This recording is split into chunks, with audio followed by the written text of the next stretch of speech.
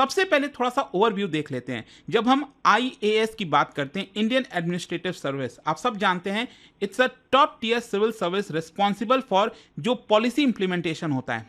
मतलब कि मान लीजिए सरकार कोई पॉलिसी लेकर आ रही है, मिड डे मील स्कीम हो गया, कोई भी सरकार पॉलिसी लेकर आती है, उसका इंप्लीमेंटेशन की जिम्मेदारी आईएएस ऑफिसर के ऊपर होती है। जो पूरा डिस्ट्रिक्ट होता है वो एक आईएएस के अंडर में होता है। पब्लिक वेलफेयर से रिलेटेड जितनी भी चीजें की रिस्पॉन्सिबिलिटी होती है वो आईएएस ऑफिसर के ऊपर होती है। तो आईएएस ऑफिसर, आप ध्यान से समझिएगा, एक ब्रिज की तरह काम करते हैं। मतलब एक तरफ सरकार है, गवर्नमेंट है, दूसरी तरफ जनता है, राइट, सिटीजन्स हैं। तो दोनों के बीच में एक ब्रिज का काम जो करते हैं वो एक प्रकार से आईएएस ऑफिसर होते हैं, जो चीज़ों को लोगों तक ले जाते हैं। और इसमें सबसे इंपॉर्टेंट जो चीज़ ध्यान रखने वाली है कि ये एक सिक्योर जॉब होता है अंटिल रिटायरमेंट। नॉर्मली 60 ईयर्स के आसपास जब तक आप रिटायर होगे तब तक आपकी जॉब काफ़ी सिक्योर होती है। इतने आसानी से एक आईएएस ऑफिसर को नहीं निकाला जा सकता।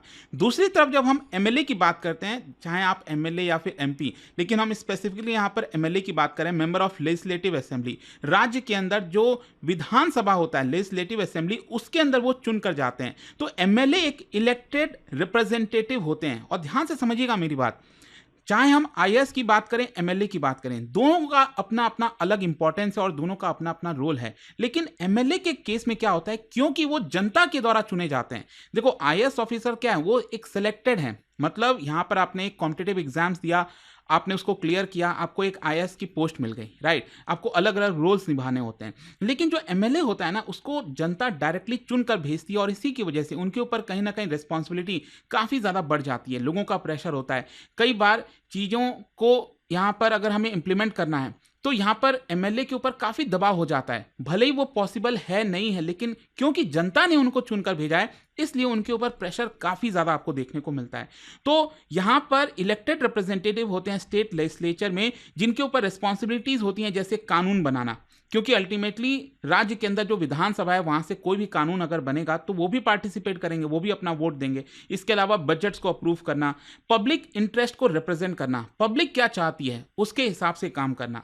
फिर इसके साथ साथ एमएलए बहुत ही क्रूशल पॉलिटिकल रोल निभाते हैं स्टेट लेवल पर, और जो एमपी होते हैं वो नेशनल लेवल पर निभाते हैं। और यहाँ पर आप सब जानते ही होंगे कि 5 साल का टर्म होता है और दोबारा चुने भी जा सकते हैं। यहाँ पर कैरियर डिपेंड करता है कि पब्लिक का सपोर्ट है कि नहीं है। वहीं आईएएस के केस में मैंने आपको क्या बताया, ये एक सिक्योर जॉब होता है। एक बार आपने एग्जाम क्लियर कर दिया, बस फिर आपको ट्रेनिंग मिलेगी, उसके बाद आपको अपना जॉब कंप्लीट करना है। तो यहाँ पर पब्लिक का सपोर्ट बहुत इंपॉर्टेंट है और इसी की वजह से उनके ऊपर प्रेशर भी काफ़ी रहता है। फिर अगर हम बात करें रूल्स एंड रिस्पॉन्सिबिलिटीज की, तो आईएएस के केस में वो as a district magistrate, collector, secretary, अलग अलग स्तर पर वो काम करते हैं। अपने जीवन में जैसे जैसे उनका प्रमोशन होता जाता है उस हिसाब से उनकी पोस्ट मिलती जाती है। फिर इसके अलावा मैंने आपको बताया, सरकार कोई भी पॉलिसीज लेकर आती है तो उसको वो इंप्लीमेंट करते हैं।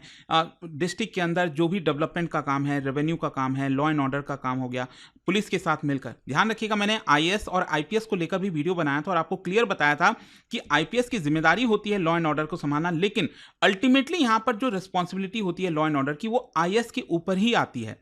मतलब सब कुछ आईएएस ऑफिसर को देखना होता है। फिर इसके अलावा यहाँ पर डिपार्टमेंट्स के बीच में कोऑर्डिनेशन हो गया, डिजास्टर हो गया, कहीं आजकल आप देख ही रहे हो अचानक से बादल फटने की खबर आ रही है, बहुत ज़्यादा बारिश हो जा रही है, तो डिजास्टर हो गया, अर्थक्वेक कहीं आ गया तो उसको मैनेज करना, इलेक्शंस हो गए उसको मैनेज करना, वेलफेयर स्कीम्स हो गया, मतलब हर एक चीज़ ऑलमोस्ट किसी डिस्ट्रिक्ट के अंदर जो रिस्पॉन्सिबिलिटी है वो एक आईएएस ऑफिसर के ऊपर होती है। वहीं एमएलए की अगर हम बात करें तो यहाँ पर वो लॉ मेकिंग में, कानून बनाना है उसमें पार्टिसिपेट करते हैं। इसके अलावा यहाँ पर पॉलिसीज हो गए, बजट्स हो गए स्टेट के, उसके ऊपर डिबेट करना, वोट करना। इसके अलावा उनकी जो कॉन्स्टिट्यूएंसी होती है, आप सब जानते हैं किसी राज्य के अंदर, यहाँ पर जैसे फॉर एग्जांपल उत्तर प्रदेश की बात करें तो टोटल अगर हम लेजिस्लेचर की बात करें तो टोटल 400 कॉन्स्टिट्यूएंसीज आपको लगभग देखने को मिलेंगी। मतलब लगभग 400 एमएलए उत्तर प्रदेश के अंदर वहां की स्टेट लेजिस्लेचर में चुनकर आते हैं। तो अपना अपना एरिया बना हुआ है कि इस एरिया पर उनका फोकस होगा। तो अपने एरिया के लोगों के जो भी भावनाएं हैं, जो भी उनके इश्यूज हैं, वो विधानसभा में आकर वॉइस रेस करते हैं ताकि सरकार उनकी बात सुने और उसका समाधान निकाले। फिर इसके अलावा इंपॉर्टेंट चीज यह है कि अगर आप एमएलए हो तो आप मिनिस्टर बन सकते हो, आप इनफैक्ट चीफ मिनिस्टर बन सकते हो। डिपेंड करता है कि आपका कितना तेजी से प्रोग्रेशन हो रहा है। फिर इसके अलावा MLA local area development fund के बारे में आपने सुना होगा, इसके बारे में आपको और बताऊंगा कि एमएलए के अंडर में कुछ पैसा दिया जाता है कि वो अपने एरिया के अंदर में जो भी डेवलपमेंट से रिलेटेड काम कराना चाहते हैं। क्योंकि देखो पहले ये होता नहीं था, 1990s में कॉन्सेप्ट लाया गया। एमएलए वैसे अगर आप देखोगे तो उनकी मेन रिस्पॉन्सिबिलिटी होती है कि कानून बनाना, ये यही मेन रिस्पॉन्सिबिलिटी है। लेकिन क्या है कि हमारे देश के अंदर आप सब जानती हैं कि काफ़ी रुतबे वाला पोस्ट होता है एमएलए, मतलब आप एमएलए हो तो आप एक बार एमएलए बन गए मतलब आपकी कई पीढ़ियां खाएंगी, मतलब इस तरह की भावनाएं हैं, आई एम श्योर आप सब जानते ही होंगे। तो क्या होता है कि लोगों की एक्सपेक्टेशन होती है कि सर मेरे यहाँ पर रोड बना दीजिए, काफ़ी ज़्यादा प्रॉब्लम चल रही है। तो आपको जो पैसा अलोकेट किया जाता है डेवलपमेंट के लिए, ये आपको नहीं मिलता है, ध्यान रखिएगा। अल्टीमेटली ये जो पैसा है उसका इंप्लीमेंटेशन एक आईएएस ऑफिसर ही करेगा।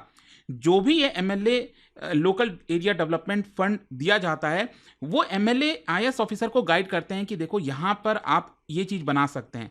तो आईएएस ऑफिसर उनकी रिस्पॉन्सिबिलिटी होती है कि वो उस पैसे को सही से खर्च करें। तो ये चीज़ आपको यहाँ पर ध्यान में रखना है। अब हम आते हैं सैलरी और पर्क्स को लेकर। देखो ये आपने सब जानती होंगे वैसे तो आईएएस सैलरी के बारे में। 7th पे कमीशन के हिसाब से अगर आप देखिए तो यहाँ पर लेवल 10 से शुरुआत होती है, जहाँ पर आपका बेसिक पे जो है वो 56,100 होता है। अब 8th पे कमीशन आएगा तो ऑब्वियस सी बात है ये बढ़ जाएगा, लेकिन अभी के हिसाब से आप देख सकते हो यहाँ पर जैसे जैसे प्रोग्रेशन होता रहता है सैलरी भी आपकी बढ़ती रहती है। लेकिन मैक्सिमम एक आईएएस की जो सैलरी है वो 2.5 लाख हो सकती है, क्योंकि जो कैबिनेट सेक्रेटरी की पोस्ट होती है यह हाईएस्ट रैंक होता है। जैसे कि एक तरफ पॉलिटिकल एग्जीक्यूटिव में प्राइम मिनिस्टर सबसे बड़े होते हैं, राइट, तो उनका सबसे बड़ा पोस्ट होता है पॉलिटिकल एग्जीक्यूटिव में। और जो परमानेंट एग्जीक्यूटिव है, ये जो आईएएस वाली पोस्ट है, उसमें सबसे बड़ी हाईएस्ट पोस्ट पीएम के एकदम पैरेलली कौन सा चलता है, वो होता है आपका कैबिनेट सेक्रेटरी का। तो वो आपको थोड़ा सा ध्यान में रखना है। फिर इसके अलावा डीएनएस अलाउंस भी मिलता है, लगभग 42% ऑफ बेसिक पे, डिपेंड करता है बाई एनुअली कितना भी चल रहा है। इसके अलावा हाउस रेंट, इनफैक्ट ये और भी ज़्यादा बढ़ गया है। फिर इसके अलावा हाउस रेंट अलाउंस हो गया 8% से 24% के बीच में, डिपेंड करता है। अगर आप मेट्रोज में रह रहे हो तो आपको ज़्यादा मिलता है। फिर इसके अलावा ट्रेवल अलाउंस हो गया, व्हीकल रीइंबर्समेंट, स्पेशल अलाउंस भी मिलते हैं अगर आपकी लोकेशन रिमोट एरियाज में पोस्टिंग हो रही है, मेडिकल फैसिलिटीज वगैरह, ये सब कुछ आपको दिया जाता है। और इनफैक्ट अगर आप टोटल सैलरी देखोगे यहाँ पर बेसिक पे, डीएनएस अलायंस और सब कुछ अगर आप लगभग मिला दो, कम से कम 1 लाख तो आपकी सैलरी बनती है जो आपके हाथ में आती है। कम से कम 1 लाख रुपए जो है आपको मिल जाते हैं अगर आप आईएएस की एंट्री लेवल जॉब देखें तो। खैर, अगर हम एमएलए के सैलरी की बात करें तो इसमें काफ़ी सारी इंपॉर्टेंट चीज़ें हैं। सबसे पहला है कि ये स्टेट टू स्टेट डिपेंड करता है। जरूरी नहीं है कि दिल्ली में अगर एमएलए की सैलरी कितनी दी जा रही है वही सेम आपका कर्नाटका के अंदर होगा, वही आपका महाराष्ट्र के अंदर होगा। अलग अलग स्टेट में जो कानून पास किए गए हैं, जिस तरह से वहाँ पर रूल सेट किए गए हैं, उसके हिसाब से मिलता है। लेकिन लगभग आप कह सकते हैं कि 1 लाख से लेकर 2.5 लाख रुपए महीना यहां पर दिया जाता है, इंक्लूडिंग अलाउंसेस। फिर इसके साथ साथ कई सारे आपको पर्क्स भी मिलते हैं। फॉर एग्जांपल कॉन्स्टिट्यूएंसी अलाउंस होता है, मतलब कि आपका जो पब्लिक रिलेशंस है, ऑफिस का ऑपरेशन हो गया। आप देखो ऐसा तो है नहीं कि 12 महीने तक जो विधानसभा है वो चलती रहेगी, वहीं पर आपको रहना है, ठीक है, ऐसा नहीं है। आपको अपने कॉन्स्टिट्यूएंसी में जाना है, लोगों की हेल्प करनी है, वो क्या बोल रहे हैं आपको वो सुनना है, तो उसको चलाने के लिए पूरा आपको ऑफिस ऑपरेशंस करना पड़ता है, तो उसके लिए कुछ पैसा आपको दिया जाता है। इसके अलावा ट्रैवल अलाउंस हो गया, air train bus fares reimburse किए जाते हैं। ट्रैवल कोटा भी होता है जैसे रेलवे वगैरह के अंदर में। इसके अलावा डेली अलाउंसेस भी होता है, मतलब कि अगर आप असेंबली अटेंड करोगे, जो लेजिस्लेटिव असेंबली होती है, जब सेशन होता है तो हर एक दिन सेशन अटेंड करने का आपको पैसा दिया जाता है। इनफैक्ट जो कमिटीज़ होती हैं, जैसे आपने स्टैंडिंग कमिटीज़ सुनी होगी, तो उसके अंदर अगर आपका नाम है तो वहाँ पर जब आप मीटिंग अटेंड करते हो उसके लिए अलग से आपको पैसा मिलता है। अकोमोडेशन, गवर्नमेंट बंगलो दिए जाते हैं, फ्लैट्स दिए जाते हैं स्टेट कैपिटल में। इसके अलावा मेडिकल फैसिलिटीज़ दी जाती हैं, फ्री ट्रीटमेंट गवर्नमेंट हॉस्पिटल्स के अंदर और कुछ प्राइवेट हॉस्पिटल्स में भी। फिर इसके अलावा यहाँ पर एडिशनल बेनिफिट्स हैं, जो मैंने आपको बताया ना कि MLA LAD fund, that is MLA local area development fund. अब ये भी काफी वेरी करता है, कुछ जगहों पर 2 करोड़ है, कुछ जगह पर 3 करोड़ है, कुछ जगह पर इवन 7 करोड़ है। इनफैक्ट अभी लेटेस्ट आंकड़ा आप देखोगे तो दिल्ली के अंदर एक एमएलए को 7 करोड़ रुपए एलोकेट किए जाते हैं। अब ध्यान समझिएगा कि 7 करोड़ रुपए ऐसा नहीं है कि बस उसको डायरेक्टली हाथ में दे दिए जाते हैं, उसके अकाउंट में नहीं डाले जाते हैं। 7 करोड़ रुपए उसको इसलिए दिए जाते हैं ताकि वो अपने एरिया के अंदर कुछ डेवलपमेंट का काम कर सके, और वो डेवलपमेंट का काम का जो पूरा पैसा है वो अल्टीमेटली आईएएस ऑफिसर ही देखते हैं, जो मैं आपको बता रहा था। तो ये आपका अलग अलग स्टेट के ऊपर डिपेंड करता है। फिर इसके अलावा पेंशन हो गया, आफ्टर कंप्लीटिंग मिनिमम टर्म अगर आप कर लोगे तो यहाँ पर आपको इंक्रीमेंटल बेनिफिट्स भी मिलते हैं एडिशनल टर्म के लिए। एक बार आप एमएलए बने, फिर दूसरी बार आप एमएलए बने, तो उस हिसाब से आपका जो पेंशन है वो भी बढ़ता रहता है। इसके अलावा प्रोटोकॉल स्टेटस होता है, वीआईपी ट्रीटमेंट कई जगहों पर, सिक्योरिटी कवर दिया जाता है अगर जरूरत पड़े तो। फिर इसके साथ साथ यहाँ पर जैसे फॉर एग्जाम्पल अगर हम टोटल सैलरीज की बात करें, एमएलए की सैलरी दिल्ली के अंदर एज पर 14 फरवरी 2023 अगर आप देखिए तो बेसिक सैलरी है, कॉन्स्टिट्यूएंसी अलाउंसेज ये है, सेक्रेटरी असिस्टेंट, तो इस हिसाब से लगभग 90,000 का फिक्स्ड है। लेकिन इसके अलावा भी डेली अलाउंसेज आपको मिलता है 1500 रुपए, लेकिन मैक्सिमम 40 डेज पर ईयर के हिसाब से। इसके अलावा जब भी आप एमएलए बनते हो तो 1 लाख रुपए आपको दिया जाता है ताकि आप लैपटॉप या कोई डिवाइस लेना चाहो। इसके साथ साथ 8 लाख रुपए रिपेबल है with in term, convenience advance आपको दिया जाता है एडवांस में, जो कि रिपेबल होता है। इसके अलावा इलेक्ट्रिसिटी एंड वाटर हो गया, ये 4,000 रुपये पर महीना तक आप रीइंबर्स कर सकते हो। ये मैं दिल्ली का फॉर एग्जांपल बता रहा हूँ। ट्रैवल रीइंबर्समेंट हो गया 1 लाख रुपए per year with in India. तो इस तरह से आपको कई फैसिलिटीज़ मिलती हैं। इसके अलावा मेडिकल फैसिलिटीज़ तो मिलता ही यहाँ पर, गवर्नमेंट पैनल हॉस्पिटल्स के अंदर पेंशन हो गया, family pension, office support, data entry, जो ऑपरेटर्स आपके ऑफिस में काम करेंगे उनको 30,000 रुपये पर महीना तक दे दिया जाता है। लेकिन अब इंपॉर्टेंट क्वेश्चन यहां पर यह है कि पावर सोर्स क्या है, आईएएस को कहां से पावर आती है और एमएलए को कहां से पावर आती है। देखो, आईएएस की अगर हम बात करें तो हमारे संविधान में आर्टिकल 311 है, जिसकी वजह से आईएएस की जो जॉब सिक्योरिटी है वो काफी बेहतरीन है। मतलब इतना आसान नहीं होता है एक आईएएस ऑफिसर को निकालना, उनको प्रोटेक्शन मिली हुई है संविधान से। फिर इसके अलावा उनको एम्पावरमेंट मिलता है कॉन्स्टिट्यूशन से, गवर्नमेंट ऑफ इंडिया एक्ट से, सर्विस रूल से, गवर्नमेंट नोटिफिकेशन से। इसके साथ साथ उनकी जो फंक्शनल पावर है वो अपने रोल से डिफाइन होती है। अगर वो डिस्ट्रिक्ट कलेक्टर हैं तो काफ़ी ज़्यादा पावर होती है, सेक्रेटरी हैं और पावर होती है, कमिश्नर के तौर पर पावर होती है। फिर इसके साथ साथ एग्जीक्यूटिव अथॉरिटी वो एक्सरसाइज करते हैं, मतलब लॉज, सरकार लॉज बनाती है, विधानसभा में कानून पास होता है और उसको इंप्लीमेंट करने की जिम्मेदारी उनकी होती है। एडमिनिस्ट्रेशन मैनेज करना होता है, डेवलपमेंट प्रोग्राम्स को कोऑर्डिनेट करने होते हैं। वहीं दूसरी तरफ एमएलए की बात करें तो उनकी जो पावर है वो डायरेक्टली लोगों से आती है। Power comes from the democratic mandate.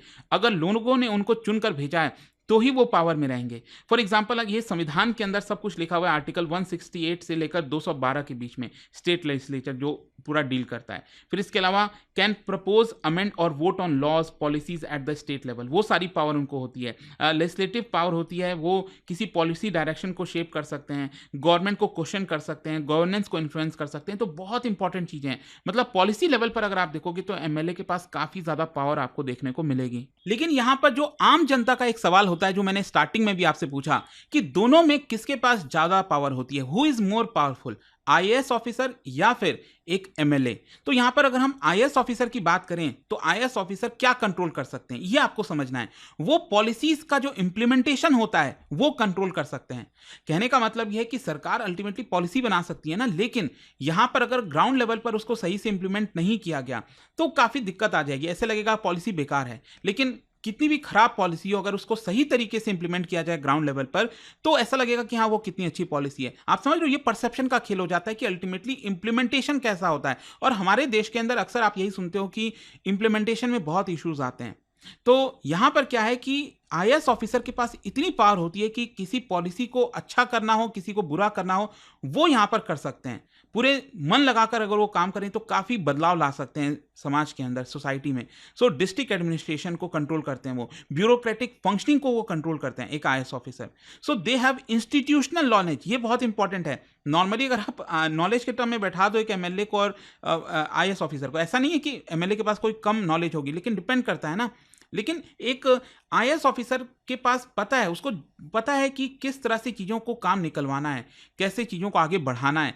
वो शायद एमएलए के पास शायद पावर वो नहीं होगी, वो शायद नॉलेज नहीं होगी।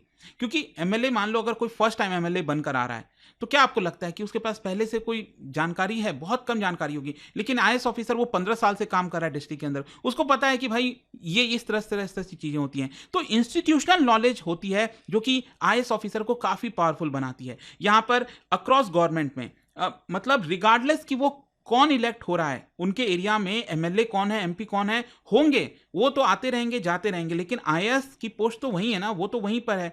सो उनको एज अ न्यूट्रल की तरह काम करना होता है। कभी बीजेपी पावर में रहेगी, कभी कांग्रेस रहेगी, तो उनको न्यूट्रल और कॉन्टिन्यूअस ये अथॉरिटी है, अनलाइक एमएलए जो कि इलेक्शंस लूज कर सकते हैं। यहां पर अगर हम एमएलए की बात करें तो पॉलिटिकल टर्म में एमएलए के पास ज्यादा पावर होती है, क्योंकि एमएलए वो हैं जो मिनिस्टर बन सकते हैं, चीफ मिनिस्टर भी बन सकते हैं और नेशनल पॉलिटिक्स को इन्फ्लुएंस कर सकते हैं। वो लॉज बनाते हैं जो अपने आप में बड़ी बात है, बजट को अप्रूव करते हैं, पीपल को डायरेक्टली रिप्रेजेंट करते हैं। तो बड़ी जिम्मेदारी होती है उनके ऊपर, और जो भी सरकार कहती है वो अल्टीमेटली आईएएस को माननी होती है। सरकार कह रही है कि ये इंप्लीमेंट करो तो आईएएस को करना होगा। अब भले ही आईएएस उसको कैसे कर रहा है वो डिपेंड करता है। सो एमएलए इन पावर, अगर एमएलए की जो पार्टी है, मान लो जो एमएलए है, अगर उसकी पार्टी पावर में है सरकार में, तब तो उसके पास और ज्यादा इन्फ्लुएंस आ जाता है, वो और ज्यादा डोमिनेट कर सकता है। इनफैक्ट कई बार आपने देखा होगा आईएएस ऑफिसर्स को ट्रांसफर किया जाता है कई बार इस तरह की चीजों में, तो ये भी चीज होती है। तो यहां पर अगर जो क्वेश्चन है ना कि हु इज मोर पावरफुल, तो अगर मैं आपको इसको डिवाइड करूं कि डे टू डे एडमिनिस्ट्रेशन में, रोजमर्रा की जिंदगी में अगर हम पावर की बात करें तो नो डाउट आईएएस ऑफिसर के पास ज्यादा पावर होती है, क्योंकि वही लॉ एंड ऑर्डर को कंट्रोल करते हैं, वही इंप्लीमेंट करते हैं पॉलिसीज को। लेकिन अगर हम पॉलिसी मेकिंग और लॉ क्रिएशन की बात करें तो एमएलए के पास ज्यादा पावर होती है, क्योंकि वो लॉज बना सकते हैं। वहीं पॉलिटिकल पावर और इन्फ्लुएंस की बात करें तो एमएलए के पास ज्यादा होती है। कैरियर स्टेबिलिटी की बात करें तो आईएएस ऑफिसर की होती है, नो डाउट, क्योंकि एमएलए तो आए हैं चुनकर, हो सकता है 5 साल बाद वापस जाना पड़ जाए। तो ये है कॉन्स्टिट्यूशनल हायरार्की में, देखो दोनों के डिफाइंड पावर हैं। आप ये नहीं कह सकते कि पहले एमएलए आएगा फिर आईएएस आएगा, या फिर पहले आईएएस आएगा फिर एमएलए आएगा। वो कॉन्स्टिट्यूशनल हायरार्की में ऐसा नहीं है, उनके रोल्स डिफाइंड है, उनके पावर्स सेपरेट आपको देखने को मिलेंगे। तो कंक्लूजन यही निकलता है कि कोई एब्सोल्यूट विनर नहीं है यहां पर। IAS officer holds more administrative power, लेकिन MLA holds more political and legislative influence. MLA can be powerful अगर उसकी पार्टी पावर में है और वो चीफ मिनिस्टर बन जाए तो फिर कहना ही क्या। लेकिन आईएएस के पास एज ये है क्योंकि उसके पास कैरियर स्टेबिलिटी है, न्यूट्रल रहता है, वो हमेशा रीच कर सकता है, कंटिन्यूटी रहती है, लॉन्ग टर्म इन्फ्लुएंस कर सकता है। सो पावर सिचुएशनल है यहां पर। इस केस में डिपेंड करता है कि कौन सा सिचुएशन है। किसी सिचुएशन में आईएएस ज्यादा पावरफुल है, किसी सिचुएशन में एमएलए ज्यादा पावरफुल है। तो आई होप कि अब आपका ये जो डाउट है वो एकदम क्रिस्टल क्लियर साफ हो गया होगा। एंड इस तरह के इंटरेस्टिंग वीडियोस मैं आपके लिए लगातार लाता रहूंगा। और जाने से पहले, जैसा कि मैं आपको बता रहा था कि अगर आप यूपीएससी की तैयारी कर रहे हैं दोस्तों, इसको मिस मत करिएगा आज रात 12 बजे तक, क्योंकि उसके बाद प्राइसेस बढ़ जाएंगे। 47% का फ्लैट ऑफ यहां पर दिया जा रहा है। बस आपको यूज करना है कोड अंकित लाइव मैक्सिमम डिस्काउंट के लिए। ये फोन नंबर मैं आपको दे रहा हूं, इस पे कॉल कर लेना। आज भी मेरी पूरी टीम यहां पर है आपके लिए, और कोई भी अगर आपको दिक्कत होती है, गाइडेंस, ये फोन नंबर पर आपको अवेलेबल करा दिया जाएगा। दोस्तों, स्टडी आईक्यू की इंडिपेंडेंस डे सेल लाइव हो चुकी है और इस बार तैयारी का गेम पूरा बदल चुका है, क्योंकि इस बार खास बात यह है कि यूपीएससी के सारे कोर्सेज पर लोएस्ट डिस्काउंट एवर एक्टिव है। एडमिशन सिर्फ 15 अगस्त तक ओपन है ऑन ऑल डिस्काउंट्स। यह चांस चला गया तो रिग्रेट गारंटीड है। अभी स्टडी आईक्यू ऐप या वेबसाइट पर जाइए, टाइप कीजिए P2I फाउंडेशन प्रतिज्ञा बैच, यूज कीजिए code Ankit live ANKITLIVE for the lowest price. अभी भी कोई डाउट हो तो मेरी पर्सनल टीम को कांटेक्ट कर सकते हैं 092400232393। यह सिर्फ एक कोर्स नहीं, यह है आईएएस बनने की प्रतिज्ञा, और मैं हूं आपका मेंटर इस सफर में आपके साथ। आज की मेहनत कल के आजाद भारत बनाएगी। स्टडी आईक्यू के टॉप एजुकेटर्स के साथ लिखिए कल के भारत की कहानी। स्टडी आईक्यू आईएएस, आपका सिलेक्शन हमारा मिशन।